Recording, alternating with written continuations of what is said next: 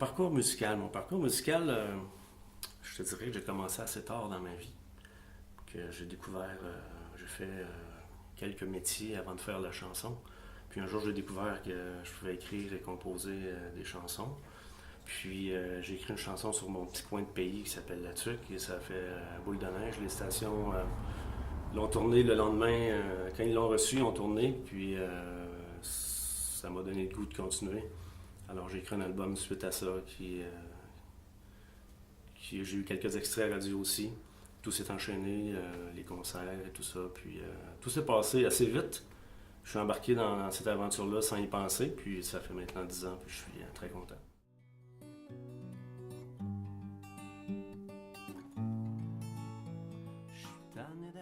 Ben, comme c'était mon premier album, j'ai pas écrit commercialement, si tu veux. Fait que c'est des sujets qui m'intéressaient, c'est des trucs que soit que j'avais vécu ou des gens autour de moi avaient vécu, avec un peu de... J'ai un peu arrangé l'histoire à ma façon, si on veut. Mais l'itinérance m'a inspiré, la trisomie m'a inspiré, la grosse bédaine à mon oncle avec les fesses à ma tante, tout plein d'histoires de la vie, quoi, d'un petit peu monsieur et madame tout le monde.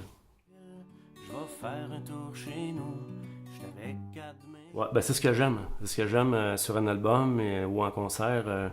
J'aime quand les gens ils chantent, quand ils dansent, quand ils frappent dans les mains, quand ils rient, puis quand ils pleurent. On se split un bazou, on s'était donné rendez-vous. Ben, c'est une chanson qui est spéciale pour tous les gens de La Tuque, parce que dans cette chanson, tu sais, à La Tuque, c'est une petite région éloignée. Puis à l'époque, moi j'étais aux études. À 16 ans, il fallait partir de notre ville puis aller à l'école à l'extérieur, parce que bon, ça s'arrêtait au secondaire 5 si on veut. Alors on se retrouvait une gang de potes ensemble à 16 ans, en appartement pour aller à l'école. Le week-end, ben, on se rejoignait pour retourner à La Tuque pour aller faire nos tournois de hockey, de baseball et peu importe. Alors ce que je décris dans ma chanson, c'est une gang de potes qui sont dans un véhicule et je décris la route et toutes les petites anecdotes des familles tout le long de la route. Puis aussi les personnages que je parle dans ma chanson existent ou ont existé. Alors les gens se reconnaissent beaucoup parce que c'est vraiment un bout d'histoire de notre ville. La Tuque puis Montréal, ça fait longtemps qu'on s'en parle. Puis aujourd'hui on monte, on va longer Saint-Maurice. Ben, ça c'est de la pop folk. J'essaie de garder... tu vois, j'essaie de garder... J'aime beaucoup les instruments, mandoline, violon, piano, les guitares. Alors j'essaie de rester dans un truc assez folk, mais accessible aussi, pour garder mes textes, parce que j'adore jouer avec mes textes. Alors j'essaie, mais je te dirais que c'est un pop folk contemporain. Passer le ranch McCormick et sentir la ferme à Mignot, voir les bases. Ben, c'est comme mon style est pop folk et des fois peut varier un peu presque sur le country.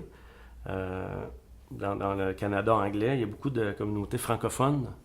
Alors quand les radios passent sur leurs ondes, ben, les gens se reconnaissent, ils reconnaissent leur Québec, même s'ils sont loin, parce qu'on sait que le Canada c'est grand, hein, c'est aussi long à aller à l'autre bout du Canada que venir en France. Alors les gens se reconnaissent beaucoup là-dedans.